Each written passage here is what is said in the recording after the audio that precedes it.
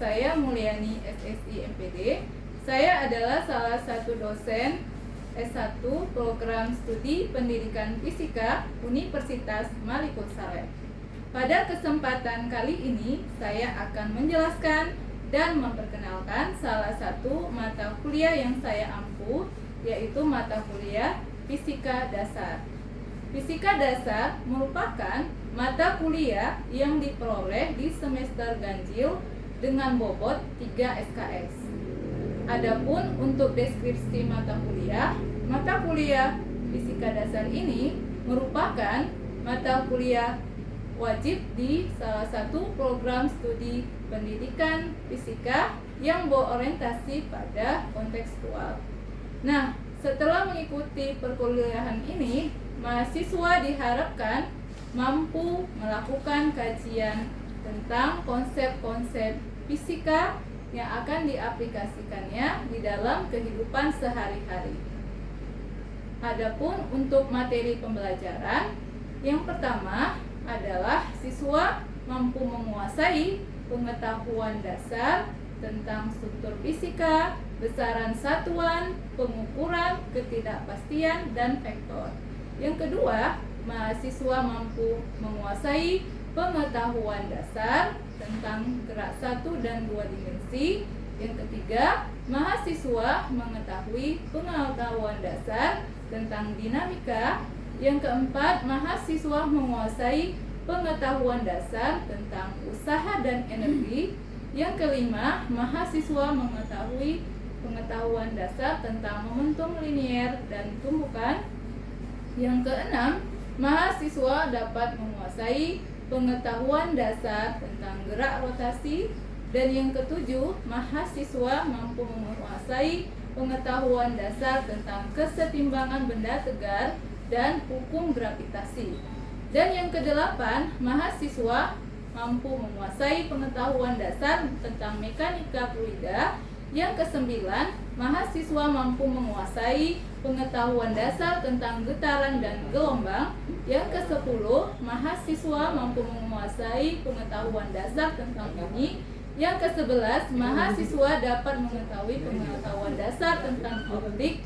Dan yang ke-12, mahasiswa mampu menguasai pengetahuan dasar tentang temperatur dan panas.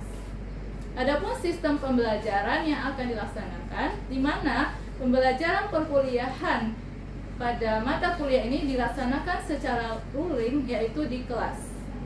Untuk metode pengumpulan tugas, kita akan memanfaatkan aplikasi Google Drive dan Google Form. Kemudian untuk metode pembelajarannya sendiri, yaitu yang pertama, metode ceramah atau penguatan materi yang bertujuan memberikan pemahaman kepada mahasiswa secara luas. Dan yang kedua ada metode diskusi kelompok. Dalam hal ini, mahasiswa akan dibentuk dalam kelompok dan membahas suatu topik permasalahan ataupun studi kasus sehingga mahasiswa dapat mengembangkan kemampuan mereka dalam berdiskusi dan mempresentasikannya, juga dapat melatih mahasiswa untuk berpikir lebih kritis. Selanjutnya, metode yang saya pakai juga ada problem based learning. Pada metode problem based learning ini, mahasiswa dihadapkan atau diorientasikan pada berbagai masalah kehidupan tentang fisika secara kontekstual, sehingga dapat mengembangkan kemampuan ilmiah siswa dan berpikir secara kreatif.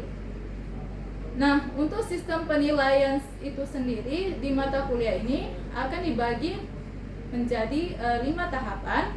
Yang pertama, aktivitas di kelas dengan bobot 10%. Yang kedua, tugas kelompok dengan bobot 15%. Yang ketiga, ada tugas mandiri dengan bobot 15%. Dan ada UTS dengan bobot 30%. Selanjutnya ada UAS dengan bobot 30%. Sedangkan untuk sistem akhir evaluasi pembelajaran pada mata kuliah ini, kami laksanakan secara transparan terhadap mahasiswa. Setelah UAS, beberapa hari setelah itu, evaluasi hasil belajar mahasiswa akan diinformasikan melalui grup WAG ataupun mading program studi. Sehingga apabila mahasiswa yang bersangkutan ingin mengajukan banding atau perbaikan terhadap hasil evaluasi belajar dapat segera diproses sebelum batas akhir pengumpulan nilai di portal Sistem Informasi Akademik Universitas. Baiklah, demikian deskripsi yang saya sampaikan. Semoga dapat memberikan gambaran mengenai kegiatan pada bidang pendidikan pengajaran yang saya lakukan sebagai dosen di program studi pendidikan fisika, khususnya pada mata kuliah fisika dasar. Demikian yang bisa saya sampaikan. Saya ucapkan Assalamualaikum warahmatullahi wabarakatuh. Berikut ini saya akan menampilkan video pembelajaran sebagai wujud implementasi terhadap kegiatan Tridharma saya.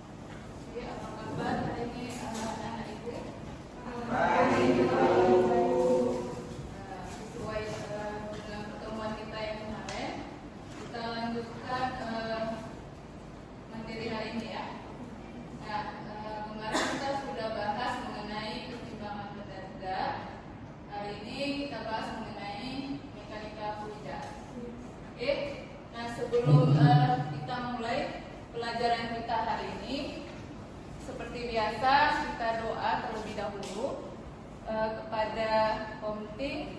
Ibu persilahkan untuk memimpin doanya. Sebelum kita mulai pelajaran, mari kita berdoa menurut kepercayaan mulai.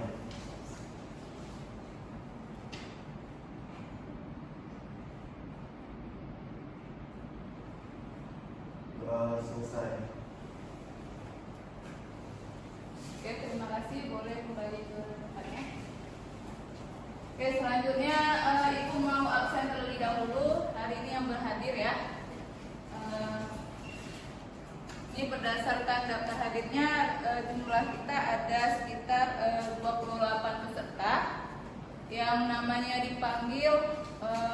Mohon konfirmasi kehadirannya ya. Baik, hari ini Ibu absen yang berhadir. Yang pertama Siti Tati Saumi, kemudian Emma Febrianti Purba, Mailida, Gita Amalia, Abdillah Hasimi, Ikra, Riyani Hasibuan, Almas Adri, Armalina Eka Pratiwi, Sabrina Nura. Ini kita akan bahas mengenai mekanika fluida. Jadi dari segi bahasa ada dua suku kata, yaitu dari mekanika dan fluida. Nah, kalau misalnya fluida, anak-anak ibu sudah pernah belajar tentang fluida waktu di SMA? Ya. Jadi menurut pemahaman anak-anak ibu, apa yang dikatakan dengan fluida? Fluida adalah zat yang dapat mengalir. Iya, benar ya. Fluida adalah zat yang dapat mengalir. Jadi fluida itu tidak hanya pada zat cair, tapi ternyata juga pada zat gas. Jadi fluida itu ada dua contohnya, pada zat cair sama zat gas. Nah, di mekanika fluida apa saja yang kita pelajari? Nah, fluida itu ada yang disebut dengan fluida statis atau yang dikenal dengan prinsip Archimedes. Selanjutnya tegangan permukaan dan kapilaritas. Kemudian ada fluida bergerak dan persamaan Bernoulli. Dan selanjutnya adalah aliran viskositas. Oke, next selanjutnya kita bahas ya, lanjut. Ini tentang tadi mekanika fluida, tadi sudah dijelaskan. Nah, apa saja fenomena dari fluida statis yang pernah kita lihat? Yang pertama itu ada yang disebut dengan tekanan hidrostatis. Jadi di dalam fluida, ya, fluida memiliki yang namanya tekanan. Nah, kalau di dalam fisika apa yang disebut dengan tekanan? Tekanan di situ didefinisikan sebagai jumlah gaya tiap satuan luas, ya, atau secara persamaan matematisnya P sama dengan F dibagi dengan A, ya. F adalah untuk konsep dari tekanan secara umum. Oke, next. Kemudian ada yang disebut dengan tekanan hidrostatis. Nah, apa itu tekanan hidrostatis? Yaitu tekanan pada zat fluida. Jadi misalnya ketika benda, ya, kita celupkan di dalam air, nah benda di dalam air itu dia mengalami tekanan di dalam. Nah, salah satu contohnya misalnya pada saat orang menyelam, ya, orang menyelam pada kedalaman air laut yang sangat dalam, itu mereka mengenakan baju pengaman, kemudian juga penutup kuping. Nah, untuk apa hal itu terjadi? Pasti ada fungsinya, ya. Untuk mencari tekanan hidrostatis pada zat air. Nah, tadi secara umum P-nya adalah F per A. Ingat F itu apa? Kalau misalnya di dalam zat air, dia dipengaruhi oleh gaya berat. Nah, kalau gaya berat, besaran apa yang di dalamnya? Massa dikali dengan gravitasi. Berarti dipengaruhi adanya gaya gravitasi, ya. Jadi di situ persamaannya menjadi P sama dengan M kali G per A, atau secara sederhana menjadi tekanan hidrostatis atau V sama dengan Rho kali G kali H. Ya, jadi satuannya tekanan Newton per meter kuadrat atau sama dengan 1 Pascal. Oke, next ya. Gimana ini coba kalian lihat gambarnya. Ada itu pompa mesinnya di bagian ujung atas, kemudian di bagian ujung bawah itu adalah yang dicelupkan ke dalam fluida atau di sumurnya. Nah, bagaimana sistem kerjanya di sini?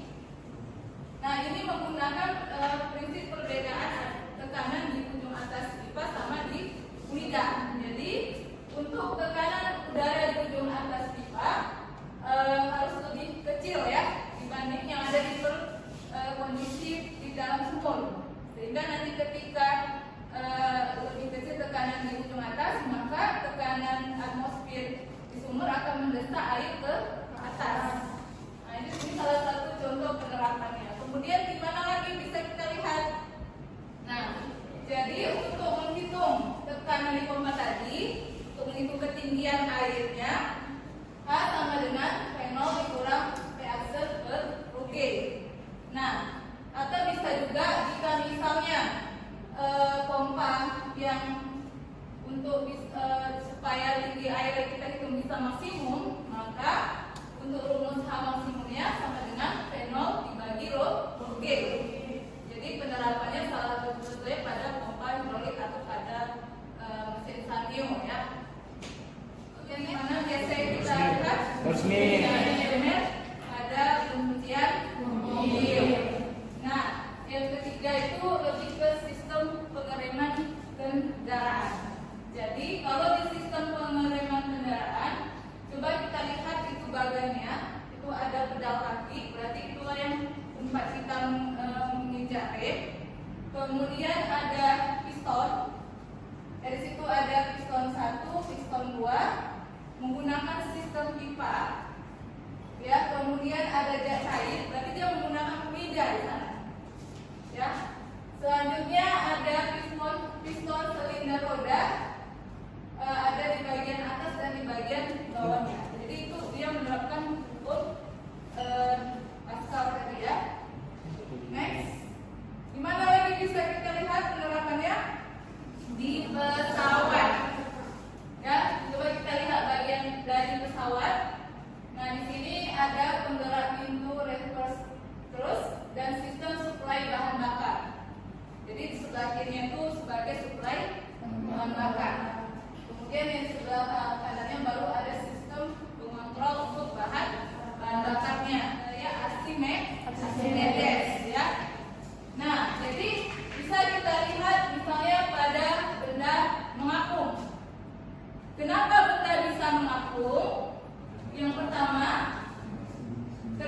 dari perbedaan massa jenis. Ya, beda dia massa jenis. Kalau dia terapung maka massa jenis zat cair lebih besar dari massa jenis benda. Oke, kalau misalnya ini melayang, berarti massa jenis benda sama dengan massa jenis fluida atau zat cair. Kemudian dalam yang ketiga, benda tenggelam, berarti massa jenis benda lebih besar dari massa jenis fluida. Nah, contohnya penerapannya ini kapal. Ya, kapal terbesar saat ini yang ada di Mars Freeport A. Kapal ini memiliki panjang 400 meter, lebar 59 meter, dan kapasitas 18.000 TEU ya. Artinya bahwa kapal ini dapat mengangkut 18.000 kontainer. Berarti muatannya sangat banyak dan sangat besar. Oke, sesuai dengan kesepakatan kita minggu lalu, hari ini kita akan presentasi sesuai dengan kelompok yang telah dibagikan sebelumnya. Untuk hari ini kelompoknya siapa aja? Salsa, Nura, Panidi, dan anak. Oke, berarti kemarin ada 4 atau 5 kelompok ya. Satu kelompok sekitar ada 4 atau 5 orang. Ini sama siapa? Yuda, Fadila, Sela, sama Aulia. Oke, nah sekarang masing-masing duduk di kelompoknya. Oke, silakan kursinya disusun.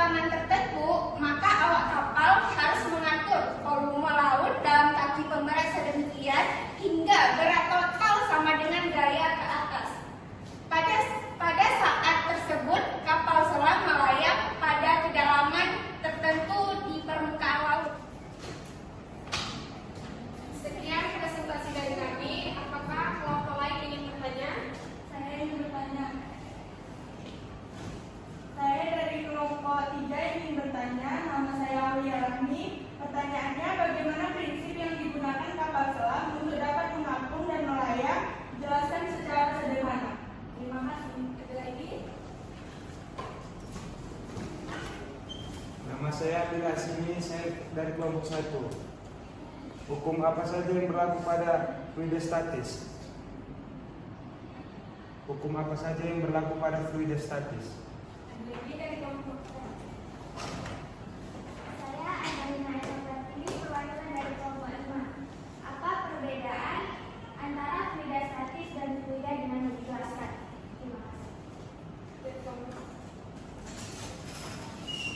Saya Tiara Novita dari perwakilan kelompok 6 ingin bertanya, apa saja penerapan dari fluida dinamis dalam kehidupan sehari-hari? Kami butuh beberapa menit untuk menjawabnya.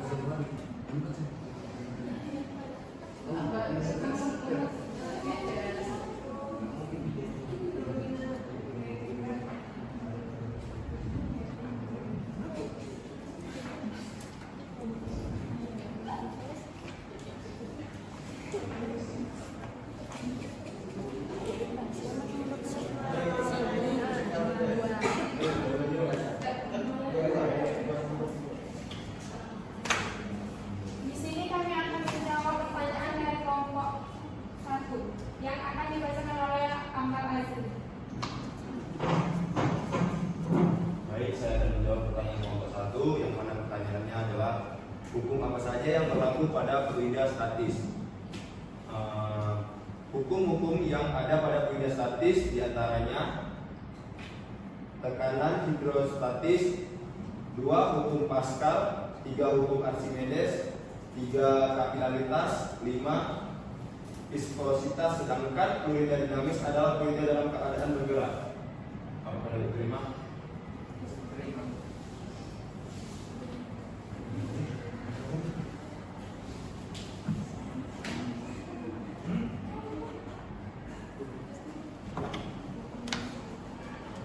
Dan kami akan menjawab pertanyaan dari kelompok 5 yang akan dijawab oleh Siti Nafas satu-satu. Saya akan menjawab pertanyaan dari kelompok 5. Apa perbedaan antara fluida statis dan fluida dinamis? Jelaskan. Perbedaan dari fluida statis dan dinamis adalah fluida statis ialah fluida yang sedang berada dalam fase diam atau fluida yang berada pada fase tidak bergerak. Sedangkan fluida dinamis adalah fluida yang sedang berada dalam kondisi bergerak. Apakah bisa diterima? Dan kami akan menjawab dari pertanyaan dari kelompok 3 yaitu yang disampaikan oleh Nurah.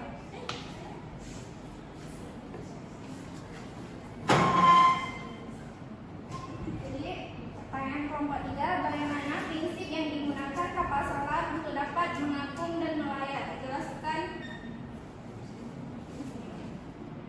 Penerapan hukum Archimedes juga dilakukan pada prinsip kapal selam, di mana sebuah kapal selam memiliki tangki pemberat yang terletak di antara lambung sebelah dalam dan lambung sebelah luar. Tangki ini dapat diisi dengan udara atau air. Dapat diterima?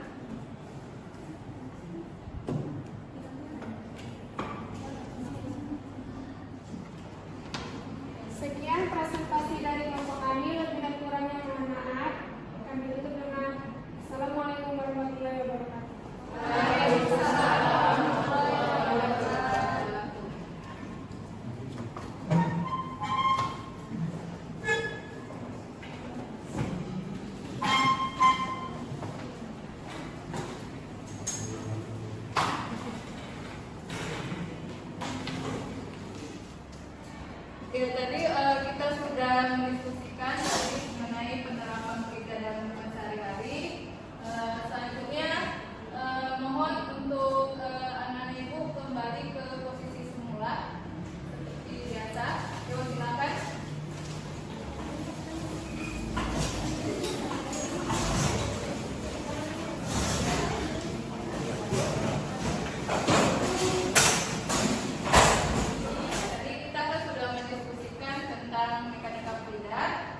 meminta perwakilan dari anak-anak ibu untuk menyimpulkan dari hasil diskusi kita pada hari ini.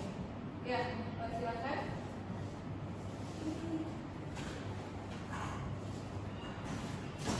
Maka dari materi hari ini dapat disimpulkan fluida adalah suatu bentuk materi yang mudah mengalir, misalnya zat cair dan gas.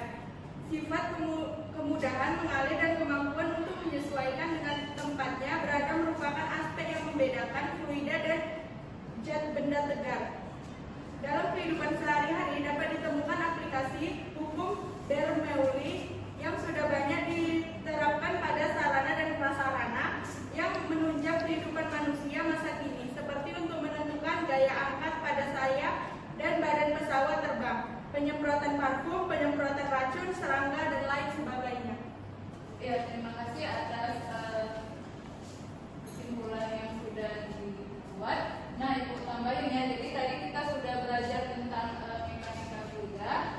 Tadi bahwa ternyata fluida itu sendiri adalah zat yang mengalir ya, terdiri dari contohnya ada zat cair sama zat gas. Nah, fluida terbagi dua, ada fluida yang bersifat statis dan yang bersifat dinamis. Nah, kalau dia fluida yang bersifat statis, bisa kita lihat di tekanan hidrostatis, kemudian ada hukum Pascal, prinsip Archimedes, kemudian viskositas dan peristiwa kapilaritas dan tegangan permukaan pada zat cair. Sedangkan untuk fluida dinamis sendiri, fenomena yang bisa kita lihat misalnya pada laju aliran atau yang disebut dengan debit. Kemudian yang kedua bisa kita lihat di persamaan kontinuitas. Ya, jadi banyak berbagai macam aplikasi yang bisa kita terapkan, misalnya pada kapal selam. Kemudian yang kedua misalnya pada pesawat terbang. Untuk Pascal sendiri ada pada dongkrak hidrolik. Oke, berarti untuk materi kita hari ini Ibu rasa sudah kita cukupkan ya. Untuk pengembangan selanjutnya nanti masing-masing Ibu kasih evaluasi berupa tugas. Masing-masing kelompok nanti akan memberikan atau menyelesaikan tugasnya